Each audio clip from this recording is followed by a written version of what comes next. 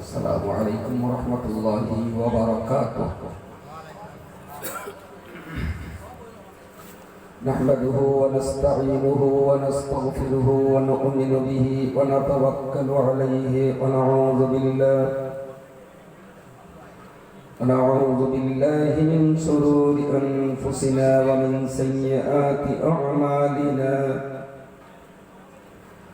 من يهده الله فلا مضل له ومن يضلله فلا هادي له. ونشهد أن لا إله إلا الله وحده لا شريك له. ونشهد أن سيدنا ونبينا ومولانا محمدا عبده ورسوله. أما بعد، أعوذ بالله من الشيطان الرجيم. وما أتاكم الرسول فخذوه وما نهاكم عنه فانتهوا.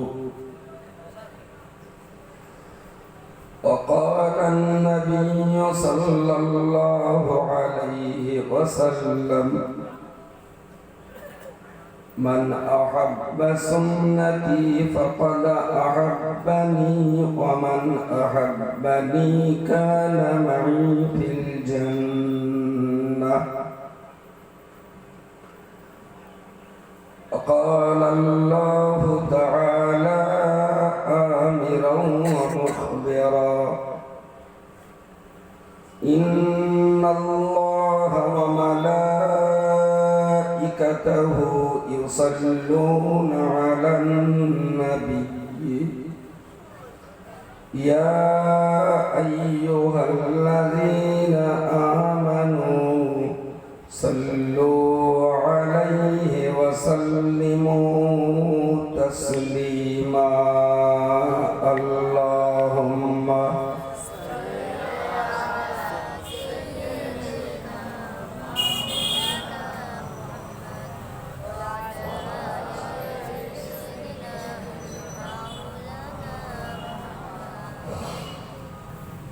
گفت موسیٰ با خدا در کوہ طور، گفت محمد با خدا در عرش نور.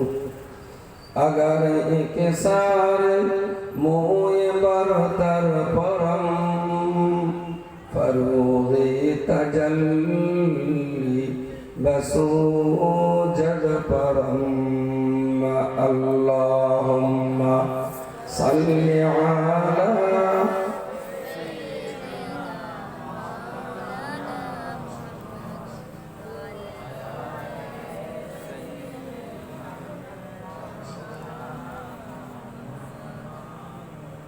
মুআজ্জাজ মুকাররম মুহতারাম আজকের সভার সভাপতি, আমন্ত্রিত উলামা, হুফাজ ও হুজ্জাজ কিরাম, তৎসহ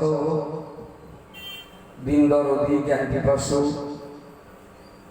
নামাজি, সমাজি, বিভিন্ন স্তরের, বিভিন্ন পর্যায়ের, বিভিন্ন বয়সের ভাই বন্ধুগণ, মুরব্বী বাবাজীগণ, স্নেহের কচিকাচারা, আড়ালে অবস্থিতা ধার্মিকা মমতাময়ী মা ও বোনেরা, প্রতি বৎসরের ন্যায় এবৎসরেও ওলি আল্লাহগণের স্মৃতি বিজড়িত এই ইসালে সওয়াব মাহফিলে আমরা হাজির হতে পেরে আল্লাহ পাকের দরবারে শুকরিয়া আদায় করছি। আলহামদুলিল্লাহ। লক্ষ কোটি দরুদ ও সালাম নিবেদন করছি সৈয়দে কওনাইন সুলতানে দারাইন আহমদে মুজতবা মুহাম্মদ মুস্তাফা সাল্লাল্লাহু আলাইহি ওয়াসাল্লামের মুবারক রূহে।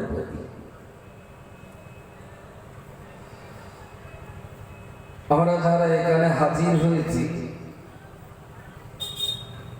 আমাদের প্রত্যেকের বাবা মার দেওয়া একটা পরিচয় আছে। আমি আব্দুল বাতিন, আপনি আব্দুল সাত্তার, কেউ বা আব্দুল গফফার ইত্যাদি। আবার কর্মক্ষেত্রে এক একজন এক এক রকমের কাজ করে। কেউ বা চাষি, কেউ বা ব্যবসায়ী, কেউ বা দোকানদার, কেউ বা শ্রমিক।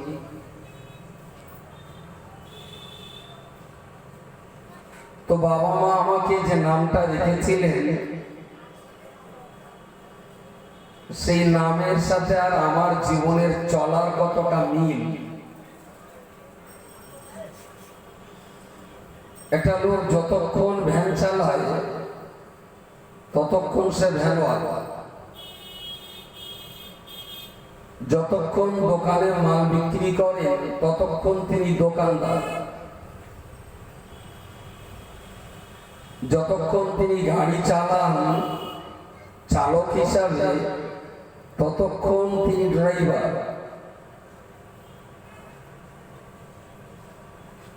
বিচার্য বিষয় হলো একটাই,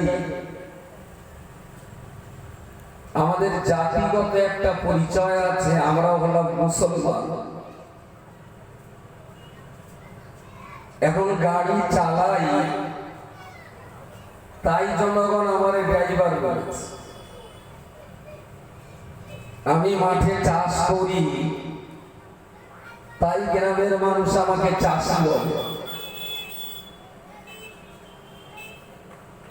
আমি দুই পক্ষ ঝগড়া মেটাবার জন্য বিচার করছিলাম তাই গ্রামের লোক আমাকে মোড়ল বলেছিল।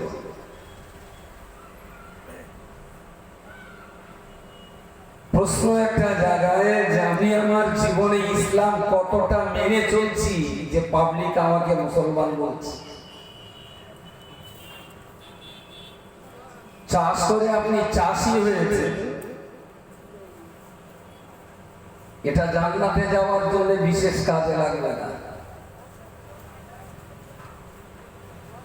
আপনি বিচার করে মোড়ল হয়েছে, এটা নাজাত পাওয়ার জন্য কোনো জরিয়া হবে না। গাড়ি চালিয়ে ড্রাইভার হয়েছে, এটা পুরসরা পার হওয়ার সময় কোনো কাজে লাগবে না।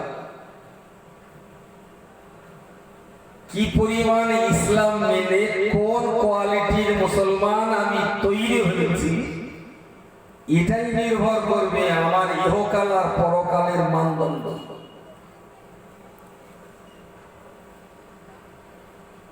যে কটা মানুষ আমরা আছি, পর চর্চা করে মানুষকে বিমোহিত করা যায়, কিন্তু জীবনে কল্যাণকর কিছু ডেকে আনা যায় না। ব্যক্তি জীবনে যদি উন্নতি সাধন করতে হয় তাহলে আত্মসমালোচনার প্রয়োজন সবচেয়ে বেশি। যে আমি কি, আমার কন্ডিশন কোন জায়গায়, আমি কি করছি, আমার কি করা উচিত ছিল, আমার ভবিষ্যৎ কি, আমার উপায় কি। কিন্তু খুবই দুর্ভাগ্যজনক সত্য কথা, আমাদের আত্মসমালোচনা করার সুযোগ খুব একটা হয় না। লেখাপড়া জানি বা না জানি, শিক্ষাগত যোগ্যতা আমার থাক বা না থাক, আমি পর চর্চায় আর পর সমালোচনায় একদম খড়গস্ত। কেউ আমার ঠোঁটের সামনে দাঁড়াতে পারবে না। ঠিক এই জায়গায় দাঁড়িয়ে, এই সমাজ ব্যবস্থার মাঝখানে দাঁড়িয়ে আমাকে ভাবতে হবে আমি মুসলমান। বিশেষ করে আমাদের এই দেশ, যে দেশে আমার ডান পাশে হিন্দু বাস করে, আমার বাম পাশে খ্রিস্টান বাস করে, আমার সামনে ইহুদি বাস করে, আমার পিছনে শিখ বাস করে, আমার আচরণ, আমার ব্যবহার, আমার বলা, আমার চলাটা বিধর্মীদের কাছে কিন্তু একটা মেসেজ পৌঁছাচ্ছে যে মুসলমানরা এইরকম। টাকা থাকলে আপনি দুধ কেনার জায়গায় মদ কিনে খেতেই পারেন। ভারতীয় সংবিধান আপনাকে সে অধিকার দিয়ে আপনি মদ খেতে পারেন। কিন্তু আপনার মতো কলঙ্কিত মুসলমানের ধারাতেই অমুসলিম সমাজে আজ ইসলাম কলঙ্কিত। আপনি যদি এভিডেভিট করে হিন্দু হয়ে যান, আমি আপনাকে ধন্যবাদ দেব। আপনার মতো মুসলমান আমাদের দরকার নেই। আমি এই সভাতে সভাপতি সাহেব বলছিলাম, আমি একদম প্রথম। এখন যেভাবে নাম ধরেছি সহ্য হবে আপনাদের? চোখ মুখ খুব ভালো ঠেকছে না? যদি বলেন সহ্য হবে না, তাহলে ঘুরিয়ে একটা অন্য মোটামুটি তেল মোবিল দেবো, একটা লাইন ধরি, একটা কেসটায় ঘন্টা ডেক পার করে দেবো। হ্যাঁ, আসলে এই জমিতে আমি তো কোনোদিন ট্র্যাক্টর চালাইনি। এই মাটির নিচে পাথর আছে না, ইট আছে, আমি তো জানি না। ফড়াং করে তো খালে দিতে যাবে, কেড়ে কেড়ে করে যা সামলাতে পারবো। Thank you so much. ঠিক এই সমাজ ব্যবস্থার মাঝখানে এটা যদি সৌদি আরব হতো, অমুসলিমদের কাছে খুব বেশি খারাপ মেসেজ যেত না। কোনো কিছুই না, মাঠ থেকে খেটে খুটে গরু চালিয়ে কষ্ট করে বাড়ি এলো, বউটাকে বললো এক গ্লাস পানি দাও। বউটা সংসারীকে নানান তার কাজের চাপে পড়ে পানিটা আনতে আধ ঘন্টা হতেই পারে। তারও তো দুটো বাচ্চা আছে, তারও তো হাঁড়িতে তরকারি চড়ানো আছে, তারও তো গাই গরুটা বাসু দড়ি কেটে দুধ খেয়ে ফেলেছে। সব সামলাতে তোর 20 মিনিট দেরি হয়েছে। পানি এনে রাখতেই একদম দাম, কয়েকশো টাকা তালাক তালাক তো 33 তালাক যা। দুপুরে টানা রোদ মেরে হাতে একটা বাচ্চাকে নিয়ে টুমটাম করে যখন বাড়ি থেকে বেরিয়ে চোখ মুখ মুছতে মুছতে চলে গেল, রবীন্দ্র কাকা জিজ্ঞেস করছে, কি গো বৌমা, দুপুরে টানা রোদি কোথায় যাচ্ছে? আর কাকা, আপনাদের ছেলে আমাকে তালাক দিয়েছে, কাকা আমি চলে যাচ্ছি। এই লোকটা কি ইসলাম ধর্মকে খুব ভালো বলবে? এই অমুসলিম মানুষটার কাছে কি ইসলামের ভালো মেসেজ যাবে? আমাদের এই দেশে খাজা মাইনুদ্দিন চিশতি, বাহাউদ্দিন নকশবন্দি, মুজাদ্দিদ আল-ফিসানি, শাহ ওলিউল্লাহ মুহাদ্দিস দেহলভি, শাহ ওলি শাহ মিয়া খান জাহান আলী, ফুরফুরা পীর সাহেব, দাদা পীর সাহেব, ক্যানিং এর মুস্তানজি, ওদিকে হাড়োয়া সৈয়দ আব্বাস আলী গাজী, বারাসাতের একদিন শাহ, লাখো সুফি দরবেশের পদগুলিতে আমাদের জমিন পূর্ণভূমিতে পরিণত হয়েছে। আজকে সেই সমস্ত ওলি আব্দাল গাউস কুতুব সুফি দরবেশদের পবিত্র পদগুলির বিনিময়ে আমাদের পূর্বপুরুষ যারা অন্ধকার জগৎ ছেড়ে দিয়ে তাদের হাতে হাত রেখে বায়াত হয়ে ইসলাম কবুল করেছিলেন। বলুন সুবহানাল্লাহ। আর এই যুগে আমরা যারা আছি, আমাদের দিকে দেখে অমুসলমানরা থুতু দিচ্ছে। এটা কি ইসলামের দোষ না মুসলমানের দোষ? তাহলে আপনি গাড়ি চালান না, অথচ ড্রাইভার নাম নেবেন, এটা মানানসই না। গাড়িটা চালিয়ে তারপর ড্রাইভার নাম নেই, কাজটা ঠিক হচ্ছে। আমার আল্লাহ পাক রব্বুল আলামিন কোরআন শরীফে পরিষ্কার করে বলেছেন, ইন্নাদ-দীনা ইনদাল্লাহিল ইসলাম। এই পৃথিবীর মানুষয়াতি আমি আল্লাহ তোমাদের তৈরি করেছি, তোমরাই আমার বড় শখের বান্দা, আমার বড় শখের সৃষ্টি। আমি আল্লাহ আসমান জমিন গ্রহ নক্ষত্র নিহারিকা পুঞ্জ পাহাড় পর্বত তরুলতা জঙ্গল মরুভূমি মরীচিকা এসব তৈরির পরে আমি আল্লাহ ইচ্ছা করেছিলাম দুনিয়া জমিনে আমার পক্ষ থেকে প্রতিনিধিত্ব করার জন্য আমি আদম জাতিকে সৃষ্টি করব। রব্বুল আলামিন আদমকে সৃষ্টি করলেন, সঙ্গে এটাও বলে দিলেন, ওয়ালাকাদ কাররামনা বানি আদম, আমি আল্লাহ যত সৃষ্টি করি না কেন, আমার সকল সৃষ্টির ভিতরে আদম জাতিকে আমি আল্লাহ সবচেয়ে বেশি সম্মান দিয়ে তৈরি করেছি। সবাই মিলে বলেন সুবহানাল্লাহ। এত সম্মান আল্লাহ ফেরেশতাদের দেন। আদমের যত সম্মান, এত সম্মান কাবা শরীফে নেই। আদম জাতির যত সম্মান, এত সম্মান আল্লাহর আরশে নেই। লাকাদ খালাকনাল ইনসানা ফি আহসানি তাকওয়িম। মানুষকে আমি বড্ড সুন্দর করে তৈরি করেছি। লাকাদ কাররামনা বানি আদম। আমি আদম সন্তানকে বড্ড বেশি সম্মানের সাথে সৃষ্টি করেছি। সুবহানাল্লাহ। যে বাক্যগুলো কাবা শরীফ সম্পর্কে নেই, যে বাক্যগুলো আসমান সম্পর্কে নেই, যে কথাগুলো ফেরেশতা সম্পর্কে আল্লাহ বলেন, সেই বাক্যগুলো আল্লাহ ইনসান সম্পর্কে বলেছে, মানুষ সম্পর্কে বলেছে। আমি কত সম্মানের জাতি। আমার আল্লাহ রব্বুল আলামিন সেই মানুষকে লক্ষ্য করেই বলেছেন, বান্দারে ইন্নাদ দীনা ইনদাল্লাহিল ইসলাম। তোমাকে তৈরি করেছি আমি, আর তোমার জীবন কিভাবে চালাবে, কোন পথে চালাবে, তোমার জীবনটাকে কিভাবে তুমি যাপন করবে, তোমার জীবন যাপন কোন রাস্তায় তুমি পরিচালনা করবে, বান্দা তুমি যখন আমার সৃষ্টি, আমি আল্লাহর রাস্তায় তোমার জীবন পরিচালনা করতে হবে। আজকে এখানে দাওয়াত করেছেন বোধহয় ভাই, আপনি দিয়েছেন? আমার ওই ভাই দাওয়াত করতে গিয়েছিলেন, তো বাচ্চারা বললাম ভাই আমি আমার পুঁজি মাজা কম, মনটা ডেকে দেবেন। তাহলে ঠিক আছে। তো আলহামদুলিল্লাহ আমি গাড়িতে নেমেছি।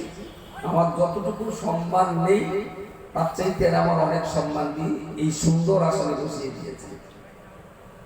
উনি ডেকে এনেছেন, আমি এসেছি, আল্লাহ আনিয়েছেন। হঠাৎ করে আর একটা লোক এসে বললো, ভাই এখানে একটু ভালো করে অস করেন। উনি কি অস করতে বলে, একটু ভালো করে অস করেন যেন বিজেপি জিতে যায়। ও আমারে দাওয়াত করিনি, আমারে আসতেও বলিনি। ঠিক স্টেজে বসার পরই এসি বললো, ভাই একটু ভালো করে অস করো, যেন মুসলমানরা আবার সব বিজেপি করে, আমরা আবার সব বিজেপি করবো, যেন বিজেপি জিতে যায়। এটা ভালো করে অস করো। ওর ওই কথাটা আমি গ্রহণ করে ওয়াজ করলে এখানে কতটা শান্তি থাকবে সে বিচারটা পরে হতো। আমি যদি মিনিমাম কোয়ালিটির একটা মানুষ হই, তাহলে আমার তো ভাবা উচিত যে ডেকে এনেছেন কে আর কার কথা শুনছি। কথা বলেন, আপনার বাড়ির বউ, আপনার স্ত্রী বলেন বৌমা দুটো আলু গাছ, পাশের বাড়ি এক চাষি এসে বলে বৌমা এসে দিন আঙ্গা বাড়ি দুটো টমেটো কেটে দাও। আর শাওড়ির আলু কাটা বাদ দিয়ে 4 শাওড়ি টমেটো কাটতে, শাশুড়ি কি ভালো মনে দেবে? শাশুড়ি আমাদের গ্রামের ভাষায় এইরকম বৌমাদের বলা হয় পরমত বৌমা, যে পরের অনুমতি চলে। আমাকে সৃষ্টি করেছে আল্লাহ। তো আমি যদি আমার এই দেহটা যদি আল্লাহ সৃষ্টি করা হয়, তাহলে আমার এই দেহের উপরে কেউ যদি ইবলিসের হুকুম চালায় আর ইবলিসের হুকুম মতো যদি দেহটা চালায়, সে মুসলমান পরে প্রমাণ করুক, প্রথম প্রমাণ করুক সে মানুষ না অমানুষ, তারপর মুসলমান কিনা সেটা পরে চালায়। তাহলে যিনি আমাকে সৃষ্টি করেছে, যিনি আমার নাকে অক্সিজেন তৈরি দিয়ে জুগিয়ে দিয়েছে, যিনি আমার হাত পা চোখ কান নাক মুখ এত সুন্দর একটা অবয়ব দিয়ে এই মাটিকে সুপ্রতিষ্ঠিত করেছে, তিনি বললেন আমি তোমার জীবন চালাবার জন্য ইসলাম দিলাম, ইসলামটা দিলাম, তুমি ইসলাম মেনে তোমার জীবনটা চালাও। ইসলামটা কোনো খাওয়ার জিনিস না আর মাথায় মাখার জিনিস না। শীত লাগলে ইসলাম গায়ে দিলে গা গরম হবে না, আর গরমকালে ইসলাম ইসলাম করলে ফ্রিজের মতন ঠান্ডা হবে না। ইসলাম খায়ও না, মাকেও না, গায়েও দেয় না, পরেও না। ইসলাম কিছু আইন কানুন নীতি আদর্শের সমষ্টি। যে আইন কানুন আদেশ নিষেধ নীতি ও আদর্শ মানুষ তার কর্মজীবনে যদি ইমপ্লিমেন্ট করতে পারে, কাজে লাগাতে পারে, তাহলে তারাই পৃথিবীর সেরা মানুষের জায়গা দখল নিতে পারবে। আরো একবার বলুন সুবহানাল্লাহ। কিন্তু আজ মুসলিম সমাজ যারা বড় লোক, তাদেরকে যদি যাকাত দিতে বলা হয়, তারা ভাবে এটা আমার উপরে একটা শাস্তি চাপা যাচ্ছে। যাকাতটা তাদের কাছে একটা বোঝা বলে মনে হয়। 18 বছরের যুবক ছেলেটার যদি পৌষ মাসে ভোরবেলা উঠে উঁচু করে নামাজ পড়তে বলা হয়, ও ভাববে এটা একটা চাপ সৃষ্টি করা হচ্ছে, আমার মন চায় না, তবু কেন করতে হবে, তবু কেন করতে হবে। বউ একটা আছে, ফের কোথায় হাওয়ার মেলা টেলায় গিয়ে এদিক সেদিক করে উকিং কলে বেঁধে গেছে, গ্রামের লোক ধরে বেঁধে দিয়ে দেবে। এগুলো এর 3টে বাচ্চা, একটা বউ আছে, তো আর একটা মেয়ের জীবন বাঁচাতে এই মেয়েটা নষ্ট করো না, ও মেয়েটা থাক, ও আর এক জায়গায় আবার বিয়ে দেওয়া যাবে। এখন খাওয়া মতো বলছেন আমি বিয়ে করবো, আমি তোমার স্ত্রী আছে, তোমার 2টো বাচ্চা আছে, কি কারণে দ্বিতীয় বিয়ে করবে তুমি বলো। হঠাৎ করে বললো আমার নবীর 4টে বউ ছিল একসঙ্গে, আমি বিয়ে করবো। আচ্ছা, কি কোম্পানির জুতো দিয়ে জুতো নিয়ে ওর হক আদায় হবে? কোন কোম্পানির জুতো দরকার? বিয়ে ইসলামে আছে, ফানকিহু মা তাবা লাকুম মিনান নিসা মাসনা ওয়া সুলাসা ওয়া রুবা ফাইন খিফতুম আল্লা তা'দিলু ফাওয়াহিদা। ইসলাম বলেছে তুমি একাকে বিয়ে করতে পারো, কিন্তু উপযুক্ত কারণ দর্শাতে হবে।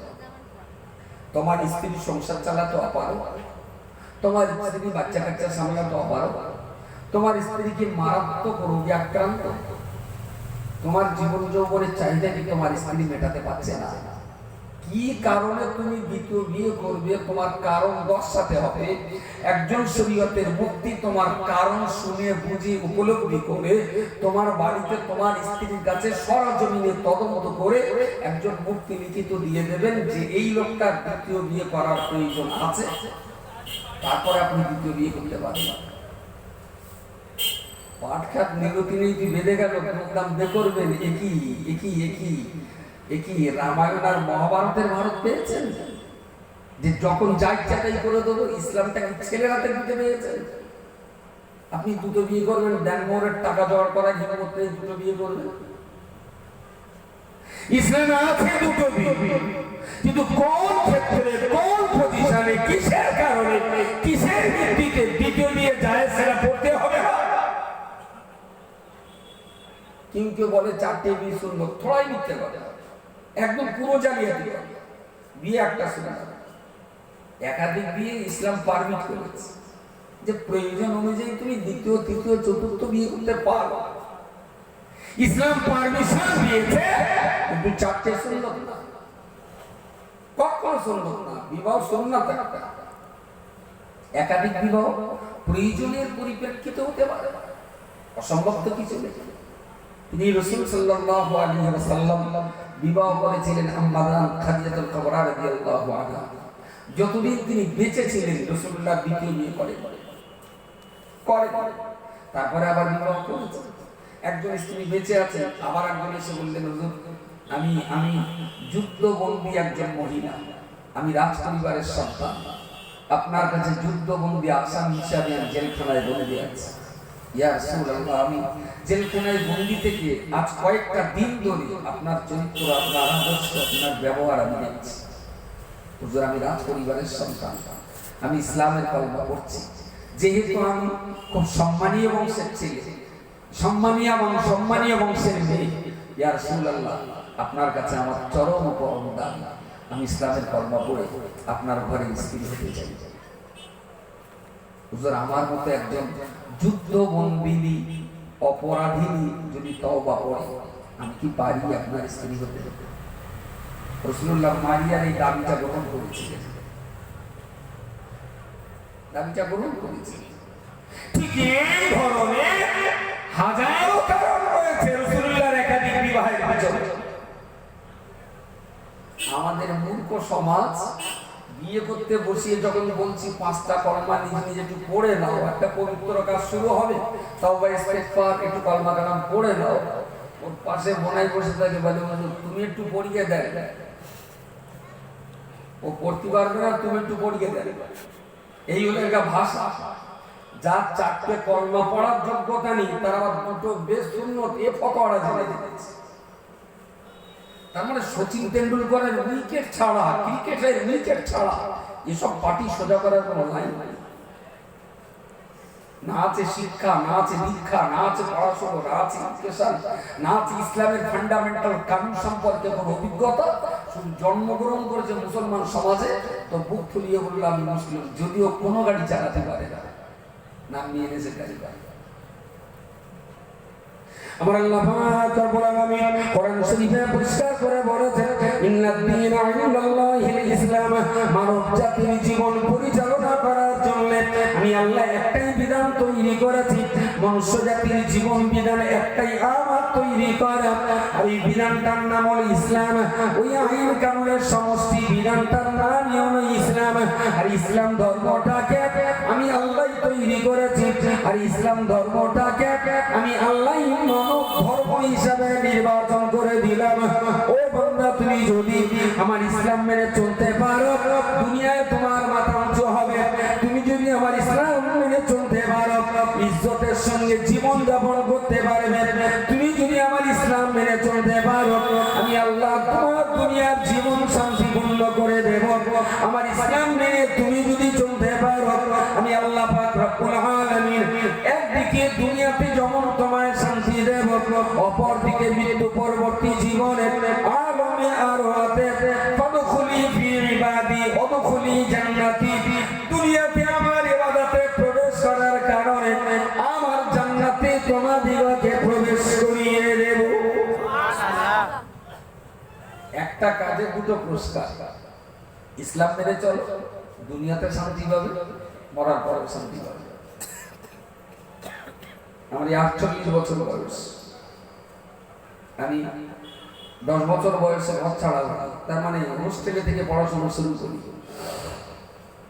পড়াশোনা তো শেষ হয় না, মোটামুটি আপনি ধরুন 21-22 বছর থেকেই মাইকে ওটা অভ্যাস হয়। আমার গ্রামের সঙ্গে আমার সম্পর্ক খুব কম ছিল। দেশ বিদেশে, ঘরের বাইরে, প্রবাসের সদস্যের মানুষের সঙ্গে, মুসলিম কমিউনিটির সাথে ওঠা বসা করার পরে আমার যেটা মনে হয়েছে, জানি না আমার ধারণা ভুল হলে হতো। কোন একটা বইতে পড়েছিলাম, নিমে হাকিম খাতরায় যান, নিমে মোল্লায় খাতরাই পান। আদামুদো ডাক্তারের কাছে চিকিৎসা হলে কখনো প্রাণ নিয়ে টান পড়তে পারে, আর আদামুদো মৌলভীর কাছে ধর্ম শিখলে কখনো ঈমান নিয়ে টান পড়তে পারে। আদামুদো ডাক্তার আর আদামুদো মৌলভী সেই সাথে সাথে জুড়ে দেওয়া যেতে পারে। লেখাপড়া না জানা আদামুদো মুসলমানের কারণে ইসলাম আজ ধ্বংসের পথে। ইহুদি, খ্রিস্টান, বিজেপি, আরএসএস, বৌদ্ধ, শিখ, পার্সিয়ান, কারোর দ্বারা তো ইসলাম ভয়ঙ্কর ক্ষতিগ্রস্ত হচ্ছে না। ইসলাম সবচেয়ে বেশি ক্ষতিগ্রস্ত হচ্ছে মুসলমানের ঘরে জন্ম নেওয়া, ইসলাম না জানা অশিক্ষিত মুসলমানের দ্বারা কি আজ ইসলাম কলঙ্কের মুখে। অশিক্ষিত মুসলমানের দ্বারা। আসলে আমাদের চারপাশের প্রতিবেশী অমুসলিম সমাজের কাছে আমাদের দুষ্কর্মের মেসেজটা প্রতিনিয়ত যাচ্ছে। ও তাহলে মুসলমানরা এইরকম, ও আচ্ছা তাহলে মুসলমানদের ইসলামটা এইরকম। কিন্তু হচ্ছে কি যে খাজা মঈনুদ্দিন চিশতির পা দিয়ে পানি খেয়ে 80 লক্ষ অমুসলিম ইসলাম কবুল করেছিল, সেই খাজার হাতে হাত দিয়ে বায়াত হওয়া মুসলমানদের বংশধর আমরা, তারা আমাদের পা দিয়ে পানি খাচ্ছে না, বরং খেটে রেখে দেখছে সুযোগ বলি ঝাড় খায়। খেটে বোঝে তো নাকি? খেটে আমি ল্যাংচার কথা বলছি না, কোদালির কাঠির কথা বলছি, কাঠের চালার কোদালির কাঠি। আল্লাহ আমাদেরকে সৃষ্টি করেছে, আর আমাদের জীবন পরিচালনার আইন কানুন আল্লাহ দিয়ে দিয়েছে। এই দেখে মাইকওয়ালা দেখে ওটা চালাচ্ছে, এবং ওরা মাইক কিনেছে আউজা কোম্পানির মাইক। যে কোম্পানি সেট তৈরি করে শেষ কোম্পানি এই সেট চালাবার জন্য একটা ম্যানুয়াল বই দেয়। যে কোম্পানি বাইক তৈরি করে, নতুন বাইক কিনবে, বিভিন্ন ওরা বেশ খানিকটা বইপত্র আপনারা দেয়। বইপত্র আপনার বাচ্চাটা তো বিয়ে দিলে তো পরে জামাইয়ের যোগ্য, কিন্তু সৌর মোটরসাইকেল দিয়ে কোম্পানি যে বইগুলো দেবে, আপনার ছেলেটা কি বইগুলো পড়ার যোগ্য? কথা বলে স্টার্ট মেরেই ঘুম ভাঙিয়া চালাও। ভাই টাকা থাকলে বড় গাড়ি হয়, বড় বাড়ি হয়, বড় বড় জমির মালিক হয়, তো টাকার জোরে মানুষ হওয়া যায় না। মানুষ হওয়া যায়। ও আপনার মেয়ে দেশে, আপনার ছেলেটার মেয়ে দেশে মদ দাতাই, ওর যদি একটা পার্স কম থাকতো নিয়ে দিত না। একটা পার্স কম থাকলে বাচ্চা কাচ্চা রয়েছে, তখন ঠিক খুলে বলতে পারছি না, একটু বুঝে নেয়। তাহলে এখন মেয়ের বাবা আপনার ছেলে শ্বশুর খুব বড় শখ করে একটা ইনফিল্ড কোম্পানি বুলেট দিল নতুন। এখন এই বুলেটটা কিভাবে চালাতে হবে, কোন কন্ডিশনে কোথায় কি দিতে হবে, এর ইঞ্জিন ক্যাপাসিটি কি আছে, এর মোবিল কতটা লাগে, তেল সার্ভিস কি পরিমাণ, পেট্রোলে চলে না ডিজেলে চলবে, সব কিছু তো ওই বইতে বলা আছে। তাহলে উচিত হলো টাকার জোরে বাইকটা কেনা যায়, টাকার জোরে বলো বাইকের সঙ্গে আসা বই পড়া যায় না। বই পড়তে গেলে আইসিডিএস থেকে স্কুল, কলেজ, ইউনিভার্সিটি পর্যন্ত লেখাপড়া করতে হয়। মাঝে মাঝে মনে হয় যারা অন্তত ওই বই পড়তে না পারবে, বেড়া চাপায় ক্যাম্প করে সব সম্বন্ধে বাইক কেড়ে দেওয়া হবে। তাকে পড়ালেখা শেখার পরে বাইক চালাবে। ধর্মীতে বললেন তোমার বাবার টাকায় কিনেছি, বলবি যে এটা তোমার বাবার টাকায় কিনেছি। আমি ভেরি গুড, তুই বাইকটা আমার বাবার টাকায় কিনিস নি, তবে তোর বাবার টাকায় কিনিস, তুই চালা। তবে ইসলামটাকে তোমার বাবা তৈরি করা যে গাছটা মতন চলবে। ইসলামটা, বাইকটা আমার বাবার টাকায়, তবে ইসলামটাও তো তোর বাবা তৈরি করা। তাহলে ইসলামের কানুন তুই যখন মানিস নে, নামের আগে তুই মোহাম্মদ লিখলি গেল, কাটকে যখন সিলে গালি, তোর নাম ছিল কামাল হোসেন, ওটা করে দে কমল ব্যানার্জি। প্রিয় শ্রোতামণ্ডলী, মনে রাখুন, তাহলে আল্লাহ পাক আমাদের জীবন পরিচালনা করার জন্য যে ইসলাম আমাদেরকে দিয়েছেন, আমি আমার জাতীয় পায়ে ধরে বলতে চাই, আমার কমিউনিটির বাবা মায়ের কাছে অত্যন্ত বিনয়ের সঙ্গে বলতে চাই, আল্লাহ আপনাকে ইসলামের ঘরে পাঠিয়েছেন, আপনি কোরআনের ঘরে জন্ম নিয়েছেন, শরীয়তের ঘরে আপনার জন্ম, আপনার বাবা মুসলিম, আপনার মা মুসলিম, সেই ঘরে আপনি জন্ম নিয়েছেন। আপনি ওই মুসলমানের ঘরে জন্ম নেওয়ার পরে আপনার উপরে তো দায়িত্ব পড়তে যায় যে আমি যেহেতু মুসলিম, ইসলাম আমার ধর্ম, তাহলে আমার বাচ্চাটা সেই লাইনটা প্রথম তাকে পড়াশোনা করতে হবে। ওর ধর্ম যখন ইসলাম, ইসলামের ফান্ডামেন্টাল কানুন কি, ইসলামের কম্পালসরি আইন কি আছে, ইসলামের এডিশনাল ডিপার্টমেন্ট কোনগুলো আছে, ইসলাম আমাকে কোনটা খেতে বলে, ইসলাম আমাকে কোনটা বারণ করতে বলে, ইসলাম আমাকে কোন পথে চলতে বলে, ইসলাম আমাকে কোন পোশাক পরতে বলে, ইসলাম আমাকে কিভাবে কথা বলার পারমিশন দিয়েছে, ইসলাম আমাকে কিভাবে রাজনীতি করার পারমিশন দিয়েছে। ও বাবা, মনে রাখুন, আল্লাহ যখন আপনার তৈরি করেছেন, আপনার জীবন, আপনার দেহটা কোন রাস্তায় ভালো থাকবে, এটা আপনার বাবার চেয়ে আল্লাহ পাক তিনি তো ভালো বলতে পারবে। টাকার জোরে সেট কেনা যায়, কিন্তু ম্যানুয়াল বই বাদ দিয়ে টাকার জন্য সেট চালানো যায় না। বলবেন কই এরা তো আজকে সেট করেছে, বই দেখিনি তো। আসলে ওরা চালিয়ে হাফেজ হয়ে গেছে, সেজন্য দেখা লাগে না। মসজিদে যেরকম রমজান মাসে না দেখে কোরআন পড়ে হাউসেবরা, তারা বিনা বলছে তো 30 পারা কোরআন পড়ে। কোনোদিন এরকম ঘটেছে যে এক রাকাত পড়ার পরে দাঁড়িয়ে একটু কোরআনটা খুলে আবার দেখে দেবে, এরকম কোনোদিন?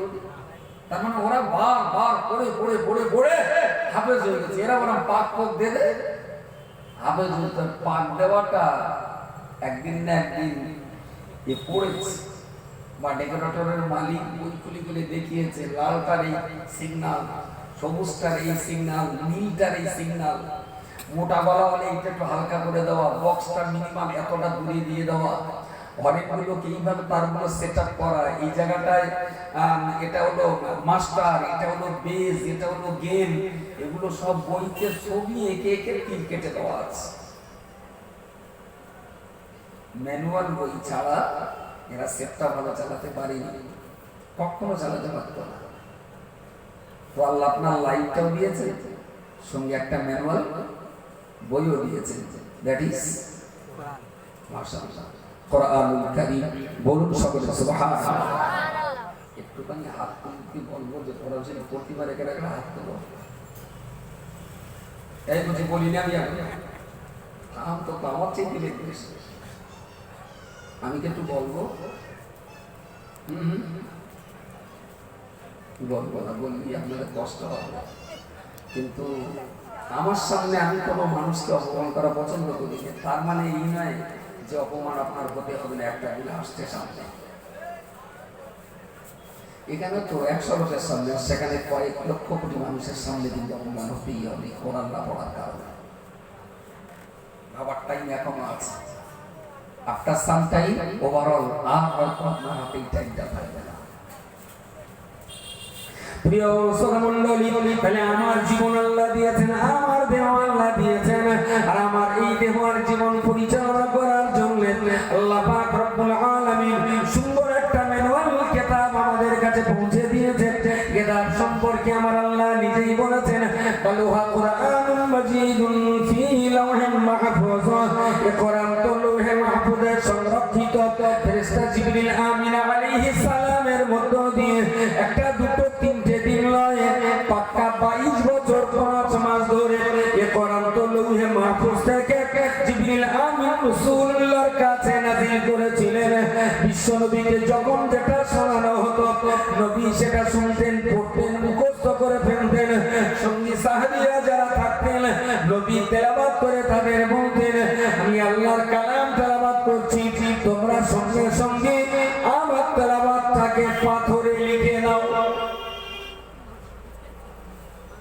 এখন তো একটা মোবাইলে এর দাম 13 টাকা, 13,000 টাকার মোবাইলে অনায়াসে আমি 13 কোটি টাকার বই রাখতে পারি।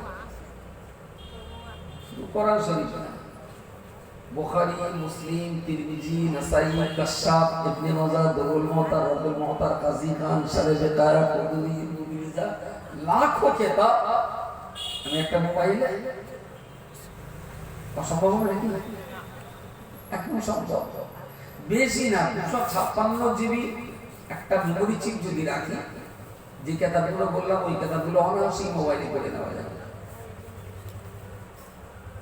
কিন্তু কোরআনটা যখন আসমান থেকে এসেছিল, জিবরাইলকে একটা মেমোরি চিপ নিয়ে নবীকে দিয়েছিলেন, যে এটা তোদের কোরআন মোবাইলে পড়ে লাগাবে। বই লেখা যে কোরআন মুসলিমের ভিতরে আছে, জিবরাইলকে ওই নামটা কিতাব নিয়ে নবীরাতে তুলে দিয়েছিলেন। খুশবি কওয়া, এটাই কোরআন মজবুতির সঙ্গে ধরে থাকো। নাজিল হয়েছিল ভাষা, নাজিল হয়েছিল ভাষা। জিবরাইল পড়তেন, রাসূল শুনতেন, পড়ে পড়ে মুখস্থ করে ফেলতেন। জিবরাইলের তেলাওয়াত আর রাসূলুল্লাহ শোনা, এটা কি আমরা তাফসীরের ভাষায় বলি নাজিল হওয়া, বাংলায় যেটাকে আমরা বলি অবতীর্ণ হওয়া। এই প্রয়োজন বিদায় কখনো 2 আয়াত, কখনো একটা সূরা, কখনো 2টো সূরা, এইভাবে আস্তে আস্তে আস্তে আস্তে টোটাল সময় লেগেছিল প্রায় 22 বছর 5 মাস। রাসূল চলে গেলেন, তখন কিন্তু কোরআন শরীফ এইরকম বই আকার ছিল না। কারো দেয়ালের চৌকাঠায় লেখা, কারো দেয়ালের গায়ে লেখা, কারো বা দরজার পাল্লায় লেখা, কারো বা জানলার পাল্লায় লেখা, কেউ বা পাথরে লিখেছেন, কেউ বা গাছের ছালে লিখেছেন। যিনি যেখানে পেরেছেন কোরআনের আয়াতগুলো লিখে রেখেছেন। হুজুর ইন্তেকাল করলেন, হযরত সিদ্দিক আকবর আবু বকর রাদিয়াল্লাহু আনহু, উনি খেলাফতে রাসূলুল্লাহ রেখে যাওয়া সেই কর্মকাণ্ডের পরবর্তী আঞ্জাম দেওয়ার জন্য খেলাফতের আসনে তিনি আসীন হলেন। এদিকে সিরিয়া, ওদিকে দামেশ, এদিকে ইরাক, ওদিকে ইরান, যখন ইসলাম আস্তে আস্তে আস্তে আস্তে বেড়ে যাচ্ছে, ওই সমস্ত এলাকার গভর্নর কাজী যাদের নিযুক্ত করা হলো, তো গভর্নর আর কাজীরা বললেন, আরে আমি যে দেশটা চালাবো আমার হাতে আইন কোথায়, কি দিয়ে দেশটা চালাবো? তো বললো কোরআন দিয়ে চালাও। তাহলে কোরআন দিয়ে দেশ চালাবো, তো কোরআনের শব্দ এক জায়গায় পাচ্ছি না, ছড়িয়ে ছিটিয়ে আছে। তখনই প্রয়োজন হলো কোরআনটা তো এক জায়গায় দরকার, পুরো রুলস রেগুলেশন আইন কানুনগুলো তো এক জায়গায় করা দরকার। তো সিদ্দিক আকবর আবু বকর সমস্ত কাজের দিকে লোক লস্কর কম করে দিয়ে কোরআনের আয়াতগুলোকে এক জায়গায় সংগ্রহ করবার জন্য মনোযোগী হলেন। বলুন সকলে সুবহানাল্লাহ। একেবারে 1 লক্ষ মুসলমানের ভিতরে 99,999টা মুসলমান জানেই না যে কোরআন কিভাবে আমাদের কাছে এসেছে। যদি তারা জানতেন তাহলে কোরআনের সঙ্গে কত ছেলে খেলাটা করতেন না, করতেন না। মুসলিম তো জানে তাই না? চলুন মসজিদগুলো দেখবো, যদি মসজিদের কভার পৃষ্ঠায় ধুলো না পাই আমি কানগুলো উদ্দেশ্য করবো মসজিদের ভেতরে। চলুন জুমার দিনে 5 ওয়াক্ত নামাজে বহু মুসল্লি আছে বসে বসে তসবিহ টিপতেছে, আমার রাগ ধরে যায়। আমি তসবিহ না টিপে কোরআনের পৃষ্ঠাটা টেপ চাষা, আর কতদিন তসবিহ টিপবি? কোরআনের পৃষ্ঠাটা একটু টেপো, পড়তে রেডি পারি। তা তুমি কোরআন যখন পড়তে পারো না, কি চুলগুলি তসবিহ টিপতেছ? কোরআন পড়তে শিখিনি মানে তার তসবিহ টেপা, সুবহানাল্লাহ, আলহামদুলিল্লাহ, আল্লাহু আকবার উচ্চারণগুলোই তো। কথা বলেন? ওই এসান আসেন নামাজ পড়ে একটু 33 বার সুবহানাল্লাহ, 33 বার আলহামদুলিল্লাহ, 34 বার কি আল্লাহু আকবার পড়াতে আমি দেখি যে আমি বসে যাই।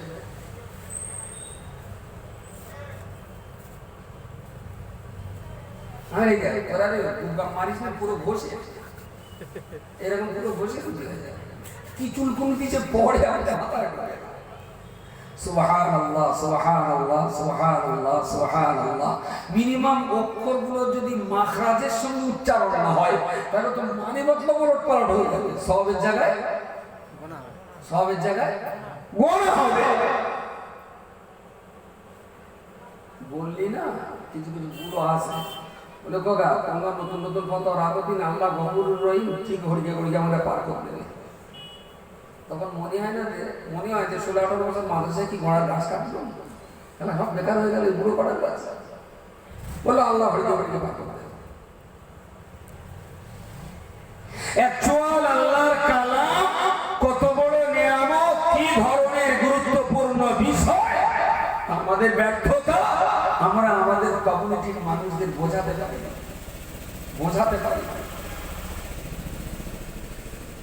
আল্লাহ নবী প্রিয় সাহাবী আবু বকর রাদিয়াল্লাহু আনহু বিরাট লোক লস্কর জমা করে দিলেন। Mecca Sharif, Medina Sharif, Hejaz, Taif, Jeddah, Riyadh, Bahrain, Dammam, Kuwait, Iran, Iraq, Damascus, যত দূর পর্যন্ত ইসলাম ছড়িয়ে গিয়েছিল এত দূর পর্যন্ত সংবাদ পৌঁছে দেওয়া হলো। যার বাড়িতে যেখানে কারোবা ঘরে দেয়ালে, কারোবা চৌকাটায়, কারোবা পাল্লায়, কারোবা গাছের গায়ে, কারোবা শুকনো গাছের চালে, কেউ বা গাছের পাতায় লিখে রাখা কোরআনের আয়াতগুলোকে জমা দিতে বললেন। সমস্ত পাথরগুলো জমা করার কাজ শুরু হলো। এই কাজ চলতে চলতে আবু বকরের সমানা শেষ হয়ে গেল। উনি ইন্তেকাল করলেন। দ্বিতীয় খলিফার আসনে আসীন হলেন সিদ্দিক আকবর ফারুক আযম ওমর রাদিয়াল্লাহু তাআলা আনহু। উনি ওই খেলাফতের আসনে বসার সঙ্গে সঙ্গে আবু বকরের রেখে যাওয়া বাকি কাজটায় হাত দিলেন। যে সব কাজের আগে কোরআন জমা করাটাই হলো বড় কাজ। তো দেশ বিদেশে লোক পাঠিয়ে বিরাট বড় একটা গোডাউন তৈরি করে যেখানে যত কোরআনের আয়াত লেখা নুসখা পাওয়া গেছে সবগুলোকে সেখানে জমা করা হয়েছে। ওই জমা করতে হযরত ওমরের রাজত্ব শেষ। তৃতীয় খলিফা জিলনুরাইন হযরত ওসমান গনি রাদিয়াল্লাহু তাআলা আনহু, উনি যখন খলিফা হলেন উনিও এই দুই খলিফার বাকি কাজটাই উনি হাত দিলেন। তখন দেশ বিদেশে একদিকে বিশালভাবে প্রয়োজন ইসলামের জয় জয়কার, মানুষ কলমা পড়ার জন্য আলেম চাইছে, আলেম দেওয়া যাচ্ছে। ইসলামের সুবাস, ইসলামের সুখ্যাতি, ইসলামের সুনাম বিশ্ববাসীকে পাগল করে দিয়েছে।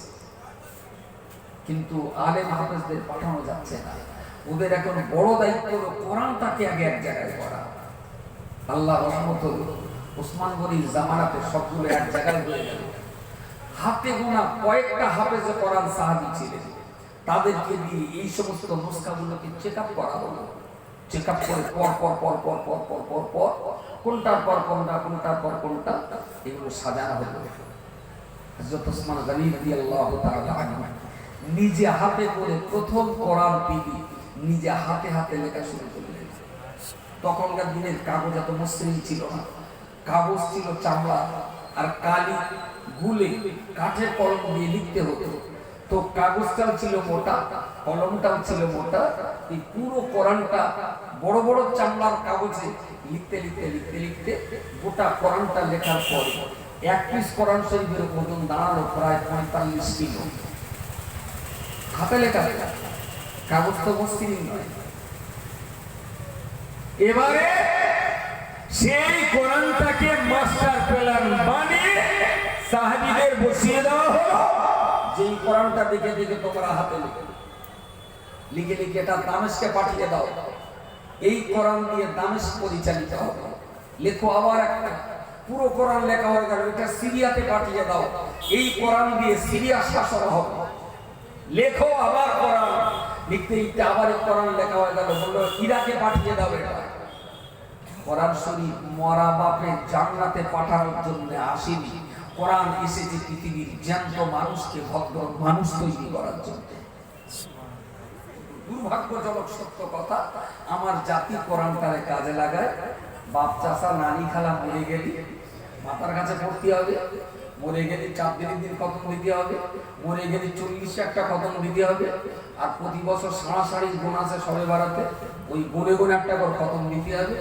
জ্যান্ত লোক জাহান্নামে চলে যাচ্ছে কোরআন পড়ার নামে খতম নেই, কোরআন পড়ে মরা লোক জান্নাতে পাঠাবার প্রয়াস চলছে। মুসলমানদের অ্যাটিটিউড, বর্তমান সভ্যতা। আমি জানি আমার এই কথা বিরাট একটা উল্টো রিয়াকশন হতে পারে, অসম্ভব কিছু না। আমার দাদি মরে গেছে, আমিও আমার দাদির জন্য কোরআন পড়ি। একটুখানি বলে রাখেনি তাই বলেছেন এ তালি তালা অন্য লাইন লোক। আমার দাদিমার জন্য আমিও কোরআন পড়ি, আমার চাচার জন্য আমিও কোরআন পড়ি। আমার বড় আব্বাকে হারিয়েছি, কোরআন খতম করে আমি মুফতি সাহেব আব্বা সবাই মিলে তাদের কবর জিয়ারত করি। তবে আমরা কোনো ভাড়া করার মধ্যে কোরআন পড়িয়ে সব লেসানি করি আর তাহাজ্জুদ চেষ্টা করি আল্লাহর কোরআনের হুকুমগুলোকে নিজের বাস্তব জীবনে কাজে লাগাবার। কোরআনের কম্পালসারি কাজ হলো জ্যান্ত মানুষ কোরআন মেনে চলা। এবারে মরা মানুষের কাজ হলো একটু স্বভাব পাওয়া, সেটা আমিও করি। কিন্তু আজকাল যা কোরআনের ব্যবহার হচ্ছে, জ্যান্ত লোকের জন্য ব্যবহার হয় খুব কম, মরা লোকের জন্য ব্যবহার বেশি বেশি। আমি একবারও বলবো না যে কোরআন তেলাওয়াত করে বাপ মার কবর জিয়ারত করবেন না, ভাই আমি জিয়ারতের পক্ষে লোক, ওতে স্বভাব। ছোট্ট করে একটু কথা বলেন, দুটো কথার উত্তর দেবেন। কোরআন শরীফে একটা কথা আছে, ওয়া আকিমুস সালাত, ও আলিফ কাফ ইয়া মিম ও আলিফ লাম সোয়াদ লাম ও তে, ওয়া আকিমুস সালাত। দুটো শব্দ 12টা অক্ষর। কোরআনের একটা একটা অক্ষর পড়লে ভাই কড়া করে সওয়াব হয় 10টা। যারা শুনবে তাদেরও 10টা। ভেরি তাহলে আমি যে বললাম ওয়াকিমুস সালাত, তাহলে 12টা মানে আমার 120টা হলো, আর আপনি শুনলেন মানে আপনার 120টা হলো। চলুন তাহলে অন্য কাজটা বাদ দিয়ে কালকে বেলা 11টার দিক থেকে বসলাম, ওয়াকিমুস সালাতা ওয়াকিমুস সালাতা ওয়াকিমুস সালাতা ওয়াকিমুস সালাতা, একটানা পড়বো বেলা 4টে পর্যন্ত, 11টা থেকে 4টে পর্যন্ত। তার যতবার পড়বো সেই সংখ্যাটাকে 12 দিয়ে গুণ করবো, ফের সেই সংখ্যাটাকে 10 দিয়ে গুণ করবো, তাই না? 10 ডিজিটের mobile computer mobile calculator fail করবে, অঙ্কের হিসেবটা 10 ডিজিটের বাইরে চলে যাবে, বিরাট পরিমাণ সওয়াব। ওয়াকিমুস সালাত ওয়াকিমুস সালাত ওয়াকিমুস সালাত। কিন্তু 11টা থেকে 4টে পর্যন্ত এটা পড়েছি, বা জোহরের নামাজটা পড়ি 11টা থেকে 4টে মানে আর জোহরের রক্ত আছে। এই শব্দটা, এই শব্দ দুটোর মানে কি? যে তোমরা নামাজ কায়েম করো। একটা লোক নামাজ পড়ি কিন্তু এই বাক্য দুটো পড়ে প্রচুর স্বভাব কামাই করছে। একটা করে পড়লি 10টা করে স্বভাব, এইটা পড়ে তার প্রচুর স্বভাব হয়েছে। কিন্তু এই আয়াতটা ওর উপরে যে হুকুম ছিল নামাজ পড়া, লোকটা সে হুকুম তামিল করে। এখন যে লোকটা কোরআনের হুকুম তামিল করেনি, সেই লোকটা কোরআন তেলাওয়াতের স্বভাব নিয়ে কি জান্নাতে যেতে পারবে? কথা বলে। তাহলে তেলাওয়াতের স্বভাবটা জরুরি না হুকুম মেনে চলাটা জরুরি? হুকুম। তাহলে তারাবি কত, জানাজা 40-এ কত, 4 আমার কত, 6 বারাতের গুণ, এসব যা দেখছেন শুধু অক্ষরের স্বভাব। বাট হুকুম মেনে চলা, হুকুম তামিল করা কোন রকম তার ভিতরে খুঁজে পাচ্ছি না, কখনো তার ভিতরে খুঁজে পাচ্ছি না।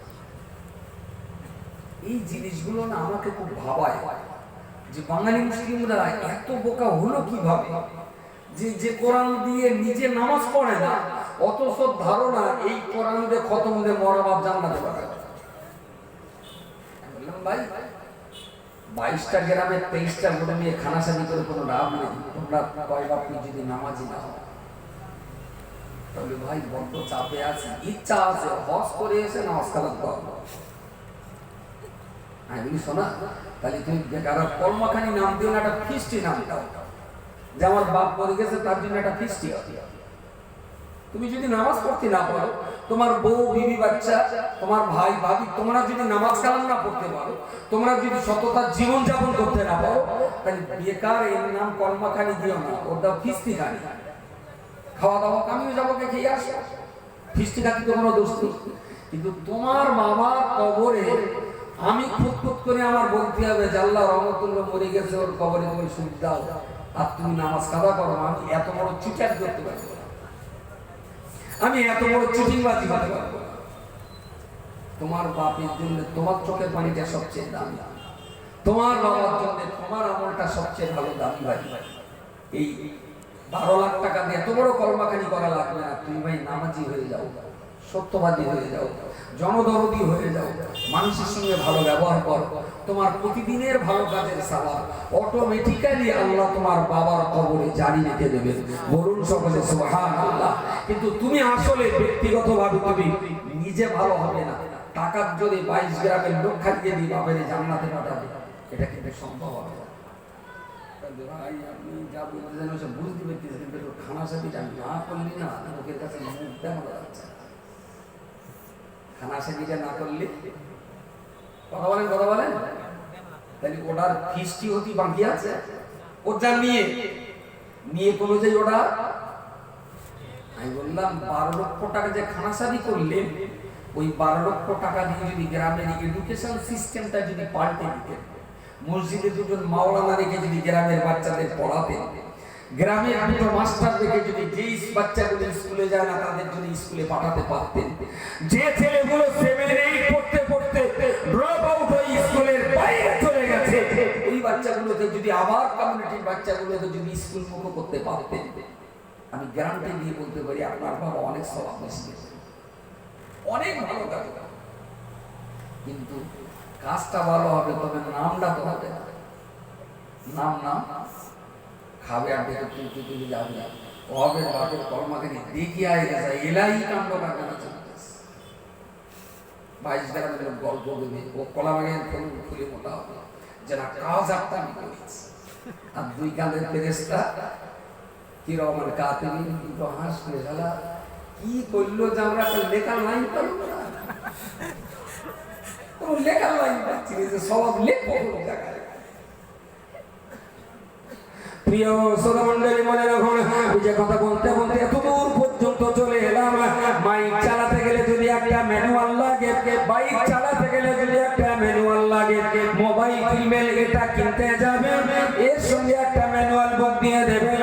যেটাই আপনি ভালো জিনিস কিনবেন, বিজ্ঞান কিংবা প্রযুক্তির কিছু না কিছুই কিনবেন, সেটা চালাতে গেলে তার সঙ্গে ম্যানুয়াল লাগে।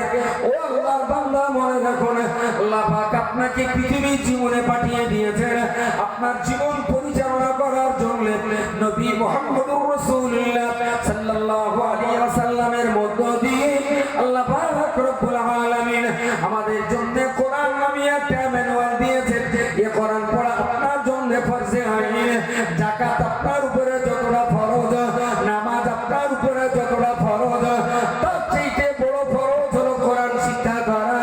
কারণ নামাজের অভাবে কোরআনের ক্ষতি হয় না, তবে কোরআন তেলাওয়াতের অভাবে আপনার নামাজ নষ্ট হয়। নামাজের অভাবে কোরআনের ক্ষতি হয় না, কিন্তু কোরআনের অভাবে নামাজের ক্ষতি হয়। একটু বয়স হয়ে গেলেও ভালো, যত লোক নামাজ পড়ে তত লোক কি কোরআন পড়তে পারে? কোরআন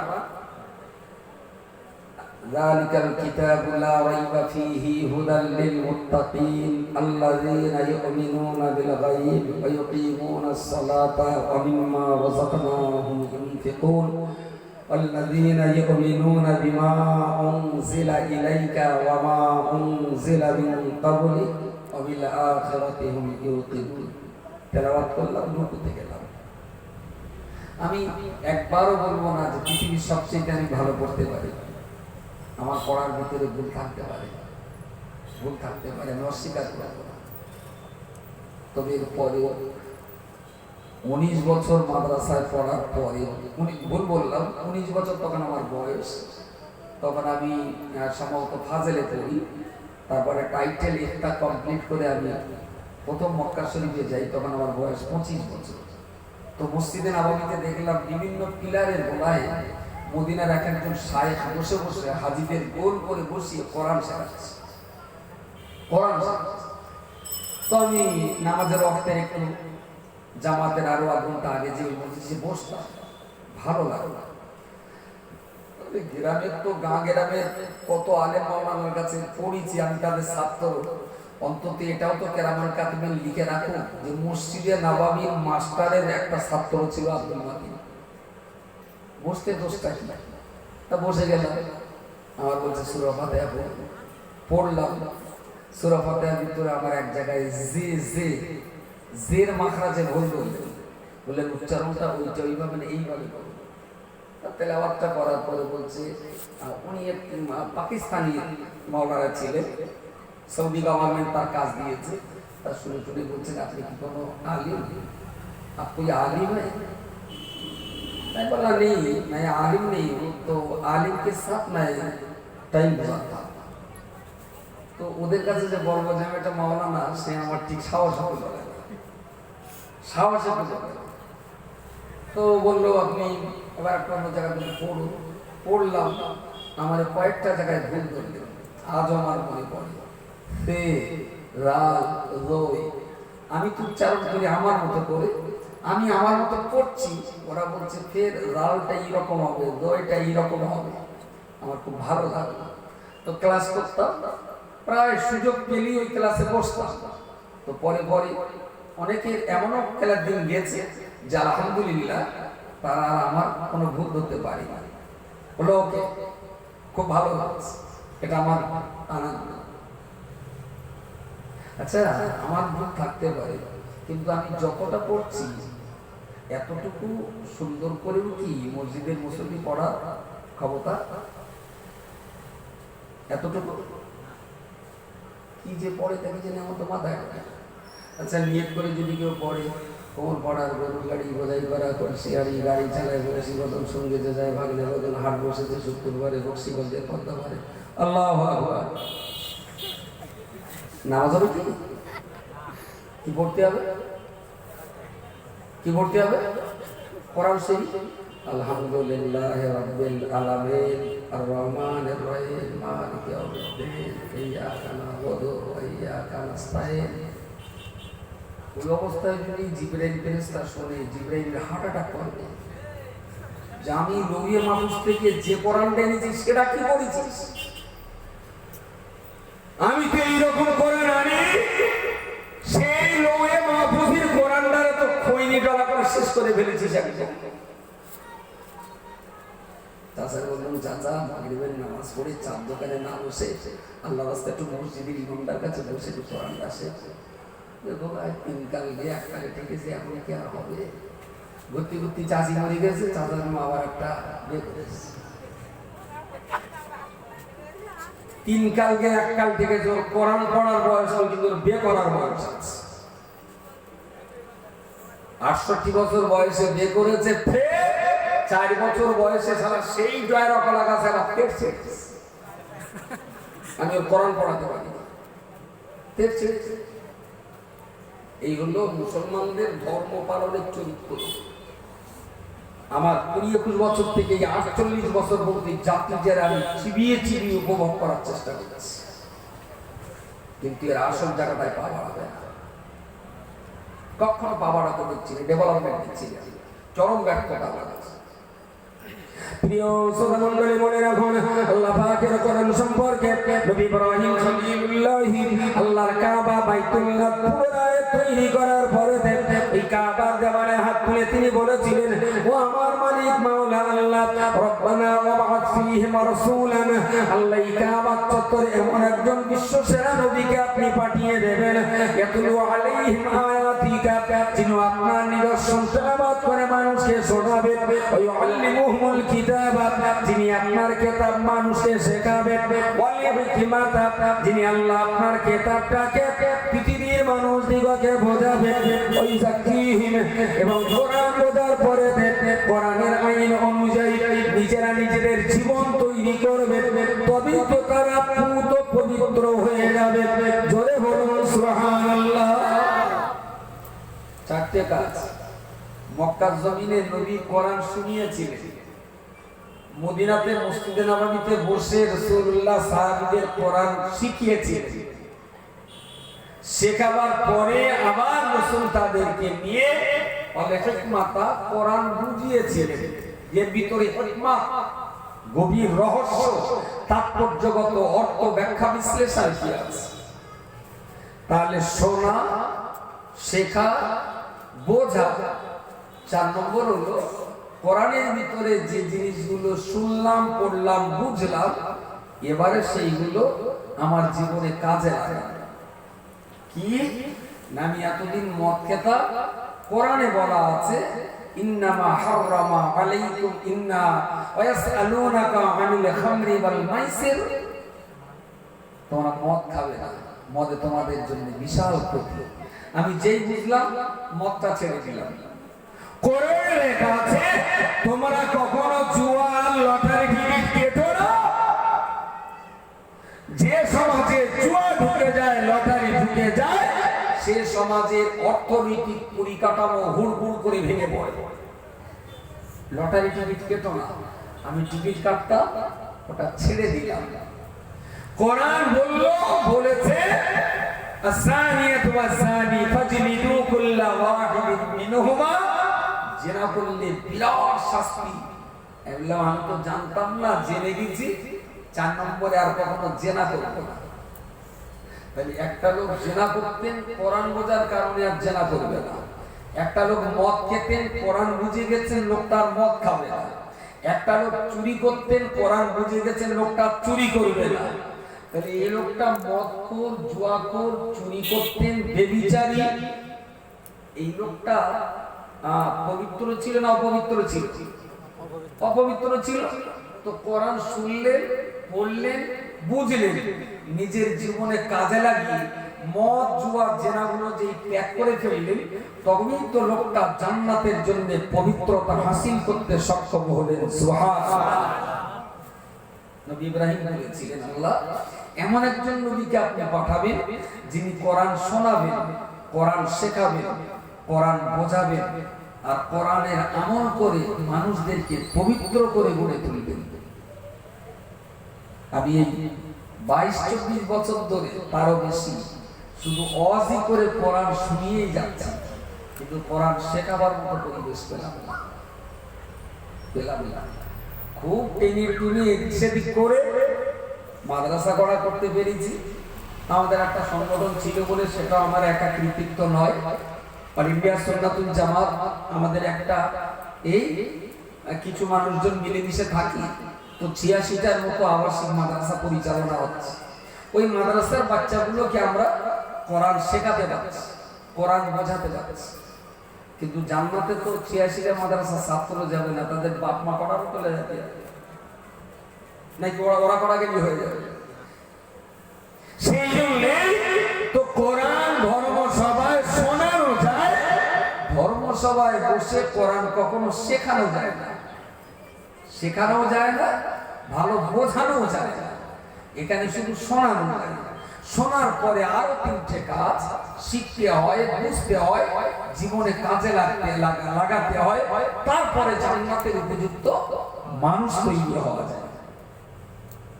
তো আমি আপনাদের এই জায়গাটা হচ্ছে নবাব, আপনাদের চোখ দেখে আমার খুব ভালো লাগছে, খুব ভালো লাগছে। এই মসজিদের সঙ্গে কি মক্তব আছে? মক্তব পাশে আছে, তার মানে এই মহল্লারই মক্তব। আলহামদুলিল্লাহ, ও আলহামদুলিল্লাহ। তো মক্তবে কতগুলো বাচ্চা পড়াশোনা করছে? 20-25। সুবহানাল্লাহ বিহামদিহি। টোটাল এই মসজিদের বাউন্ডারিতে কত পরিবার মুসলমানের বাস? কতগুলো পরিবার? 150। আচ্ছা, 150 ঘরে কি মাত্র 20টা বাচ্চা হবে?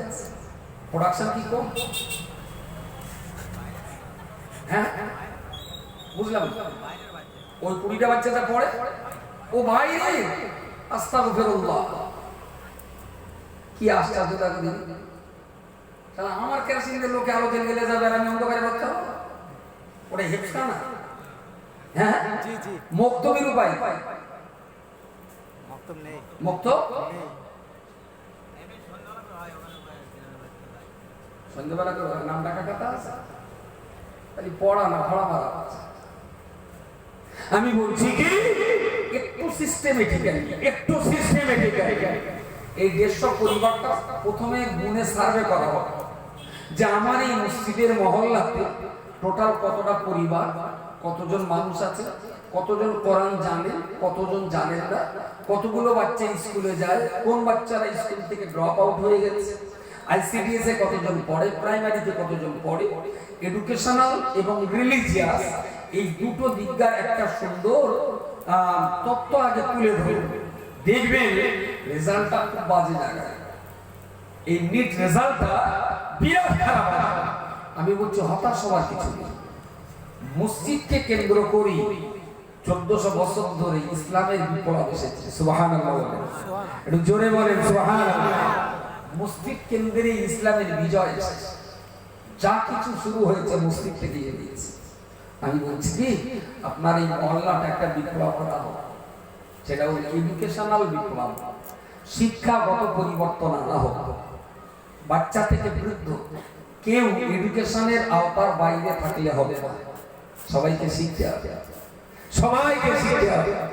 আমি যে শুধু আপনাকে বলছি আপনি কোরআন পড়ে নামাজটা পড়ুন, আমি এটা বলবো না।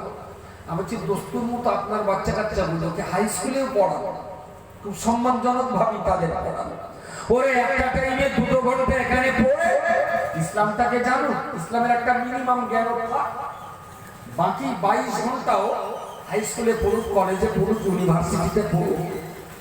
হবে কি আমি এখানে একটা বাচ্চাকে 2 ঘন্টা পড়িয়ে ওর মাথায় দিয়ে দিলাম যে কোরআন হলো আল্লাহর কালাম, আর কোরআন শান্তির কথা বলে, চুরি করতে বারণ করে, মদ খেতে নিষেধ করে, কোরআন বাইরের হক নষ্ট করতে নিষেধ করে, কোরআন পিতামাতার খেদমত করতে শেখায়, কোরআন পর ধর্মের প্রতি সহিষ্ণুতা হতে বলে, কোরআন মিলেমিশে বসবাস করার পক্ষে। এই কথাগুলো আমরা ওরা শিখিয়ে দিই, প্রতিদিন 2 ঘন্টা করে পড়ি। এবারেও লেখাপড়া করে একটা ভালো পুলিশ তৈরি হলো, পোস্টিং হলো দেওঙ্গা থানায়। যথারীতি ওর 1 মাস কেটে গেল। দেওঙ্গা থানার ওসি পুলিশদের সব ডেকে বললো, তাই 1 মাসের যা ওই কি একটা পয়সা করে কালেকশন হয় না মাসে মাসে, বুঝির পয়সাটা সে এক জায়গায় হয়, সে আবার চলক দিতে হয়, কুলক দিতে হয়, অনেক জায়গায় দিতে হয়। এবারে শেষে একটা লামসাম থাকে, ওরা নিজেরা ভাগ করে।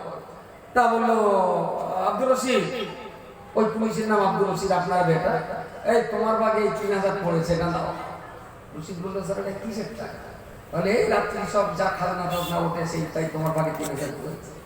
তবে স্যার সরকার তো আমাকে 32,000 টাকা মাইনে দেবে, আমি না 21,000 টাকা দেবো না স্যার। আরে তোমার মতো বহু মুসলমান এসেছে থানায়, সবাই বলছে তুমি আবার এটা নেবে নাকি? Sir please don't mind.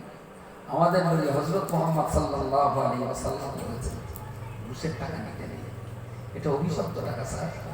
কত লোকের গাড়িতে পোল্ট্রি মুরগি মারা যাচ্ছে, সেই অবস্থায় জোর করে 50 টাকা আদায় করেছে। স্যার এই টাকায় না বরকত নেই, এ টাকায় রহমত নেই, এ টাকায় খুশি নেই, এ টাকা অভিশপ্ত টাকা। স্যার আমার নবী বারণ করেছেন আমি এই টাকাটা নেবো না। তাহলে তোমার ভাগের টাকা, তাহলে স্যার আপনারা যা বারণ করুন, আমি ওই টাকা দেবো না। আমার ডিউটির জন্য তো আমার সরকার তো আমার টাকা দেয়, আমি আমার টাকা দেবো কেন? গোটা বেগমগঞ্জ থানার ভিতরে পৌঁছে যাবে যে আমাদের থানায় ভালো একটা মুসলমান অফিসার এসেছে। আমার কথাটা বোঝা যায়? গোটা থানা ছড়িয়ে যাবে যে এরই নাম মুসলমান আর এর নাম ইসলাম। আরে এই ইসলামটা যদি পৃথিবীর সবাই মেনে চলত, তাহলে রাত্রেবেলা থানার পুলিশদের রাস্তায় ডিউটি করার প্রয়োজন হতো না। একটা ধর্মশিক্ষিত জেনারেল অফিসারকে দিয়েই আমরা ইসলামের ভালো মেসেজটা হিন্দু মহলে দিতে পারি। ওই হিন্দু মহলে আমার এই শান্তির মেসেজ যাবে না, আমার মসজিদের খুতবা ওই সমাজে যাবে না, আমার কবরস্থানের চোখের পানি ওই সমাজে যাবে না, আমার ধর্ম সভার লেকচার আর ফেকচার এটা ওই সমাজে যাবে না। ফুটকোট প্যান্ট নেকটাই পরে একটা পুলিশকে যদি ভালো মুসলমান করতে পারি, তার দ্বারা ইসলামের যে সুবাস বেরোবে, সেই সুবাসে প্রতিবেশী অমুসলিমরা তারা বিমোহিত হয়ে যাবে। সত্যি ইসলাম একটা শান্তির ধর্ম। আমার কথা বোঝা যায়নি? খুব সুন্দরী রূপসী একটা মেয়ে অ্যারেস্ট হয়ে গেছে থানায়, তাকে রাত 8টায় বারাসাত পাঠাতে হবে। বড়বাবু বললেন তাকে পাঠানো যায়? সেক্রেটারি অফিসার বলছেন স্যার তুষারের পাঠা, সুন্দরী মেয়ে আর তুষারের পাঠাও কি আগুন লাগবে পাড়াবার থেকে? তাহলে স্যার তাহলে ভবেশের দেন। তাহলে না না ভবেশের একটু কষ্ট রাস, ওর একটু নেশা খারাপ। তাহলে স্যার গোপালের দেন। গোপালের ভিতরে 3টে বিয়ে করা হয়ে গেছে। বড় বললেন এক কাজ করো রসিক বাবু দাও একটু সুবহানাল্লাহ বলবেন। একমাত্র এই মুসলমানটাকে বিশ্বাস করবে যে যখন টাকার লোভ নেই, এ যখন হযরত মুহাম্মাদের আদর্শে অনুপ্রাণিত হয়েছে, তাহলে এই আইবুড়ো কুমারী ও ষোড়শী যুবতী মেয়েটা ইজ্জতের গ্যারান্টি থাকতে পারে একটা ইমানদার মুসলমানের কাছে। সেই দিন তো হিন্দুরা মুসলমানদের স্যালুট করবে, সেই দিন তো তারা ইসলাম ধর্মটাকে মাথা দিয়ে মুখ দিয়ে আর মুখ দিয়ে ইজ্জত করতে দু কদম এগিয়ে আসবে। আমাদের ইসলামের যে সর্বনাশ হচ্ছে, আরএসএস এর জন্য হয় না, বিজেপির জন্য হয় না, আমাদের ইসলামকে আমরাই সর্বনাশ করছি, আমরাই সর্বনাশ করছি। আমি বলছি কি এই জায়গাটা থেকে যদি এই জাতিটাকে বাঁচাতে হয়, এটা 1 সপ্তাহ আর 1 মাসের প্ল্যান নয়। আমার প্ল্যান 30 বছরের প্ল্যান। ধারাবাহিক ভাবে 30 বছর ধরে যদি এইভাবে একটা গ্রাম ওয়াইজ আমরা কাজ করতে পারি, আপনাদের এই এলাকার বেগমগা বলাতে আমরা 2টো গ্রামে কাজ স্টার্ট করেছি, একটা বাউড়াটি আর একটা বড়াবাড়ি, একটা বাউড়াটি আর একটা বড়াবাড়ি। কখনো যদি পারেন এই 2টো গ্রামে আমাদের মডেলিং সিস্টেমটা একবার দেখে আসবেন। আমি খুব খুব লং টার্মস পরিকল্পনা নিয়ে স্লো বাট স্টেপ শক্ত পায়ে ধীরে ধীরে ধীরে ধীরে ধীরে ধীরে আমি 70 বছরের বৃদ্ধকে কোরআন পড়াতে সক্ষম হয়েছি। বুড়ি মানুষরাও তারা এগিয়ে এসেছে, 75 বছরের বুড়ো মানুষ তাদেরও ভালো লাগছে এখন কোরআন শিখতে। আর স্কুলের বাচ্চাদের তো কথাই নেই। আমরা কোনো কোনো গ্রামে 96% 100-র ভিতরে 96কে আমরা শিক্ষার আলোয় আনতে পেরেছি। স্কুলে যারা ড্রপ আউট ছিল তাদের বাবা মাকে ডেকে বলে বুঝিয়ে আবার তাদেরকে স্কুলে পাঠাতে পারছি। 12 বছর 13 বছর বয়স ঝুপঝাপ বাপেরা তাদের স্কুল বন্ধ করে বিশ্বেরাই কাজ করাচ্ছে। কমিউনিটির ইজ্জত শেষ। মুসলিম কমিউনিটি টাকার অভাবে সর্বনাশ হয়েছে। কমিউনিটিটা সর্বনাশ হবে টাকার বাড়াবাড়ি করার কারণে। এক্ষুনি আপনি হিসেব করবেন, আপনার গ্রামের শিক্ষিত লোকেরাতে যত টাকা, অশিক্ষিত মূর্খ লোকেরাতে তার চেয়ে টাকা বেশি। আর এই অশিক্ষিতর হাতে টাকা পড়া আর পাবলিকের হাতে কেউটে সাপ তুলে দেওয়া, দেয়ার ইজ নো ডিফারেন্স। যে কেউটের ফনার বিষ সম্পর্কে সজাগ নয়, এর হাতে কেউটে দিলে যেমন প্রাণের আশঙ্কা থাকে। যে ছেলেটা টাকা খরচ করার পদ্ধতি জানে না, এই অশিক্ষিত ছেলেটার হাতে টাকা পড়া মানে কেউটের চাইতে বড় ভয়। এরা টাকার সর্বনাশ হয়ে যাচ্ছে। আগে আপনার গ্রামে গরুর গোশত সপ্তাহে একদিন খেতেন, শাক আর ডাল দিয়ে মাছ পার হতো। এখন সেই গ্রামে প্রতিদিন 1.5 কুইন্টাল গরু ঢোকে, কিন্তু সঙ্গে ব্র্যান্ডের হুইস্কির বোতল কত পিস ঢোকে সেটা কি আপনার হিসেব আছে? গরুর গোশতের সঙ্গে যদি মদের বোতলও ঢুকে যায়, ভালো খাটের সঙ্গে যদি হুইস্কি আর ব্র্যান্ডিও ঢুকে যায়, আমি বললাম এই টাকা মুসলমানদের দরকার নেই, আল্লাহ টাকা তুমি ফিরিয়ে নাও। আবার সেই সজনে শাখার ডালির যুগ ফিরিয়ে দাও, যে ডালির সঙ্গে চুল্লু থাকবে না। আমার ধারণা আর আমার এই কথাবার্তাগুলো কি বড্ড অন্যায় বলে মনে হচ্ছে? টাকাও বেড়েছে যে পরিমাণ, মুসলমান চরিত্র হারা হয়েছে তার চাইতে শতগুণ বেশি পরিমাণ। এতটুকু বাচ্চা 11 বছর 12 বছর বয়স, এত বড় বড় সেট নিয়ে রাস্তার ধারে বসে পাবজি খেলছে। ইস, এই বাচ্চাটার ভবিষ্যৎ কি? এর ভবিষ্যৎ কি? এই ভয়ঙ্কর মারণ বেধির এই খেলা করা মানেই তো বাচ্চাটা পাগল হতেই হবে। আপনি স্ট্যাম্প পেপার দ্বারা আমি লিখে দিচ্ছি, এই খেলা খেলতে খেলতে 5 বছরের ভিতরে ব্রেন কাজ করবে না। আমি তো সব পাড়াতেই ঘুরি, হিন্দু পাড়াতে কখনো দেখিনি না। একটা সময় বড়ের মাথায় নারকল গাছের উপরে বসে সব গোল হয়ে পাবজি খেলছে। মুসলমান পাড়া প্রায় মরে দেখেছি, কোনো কিছু না।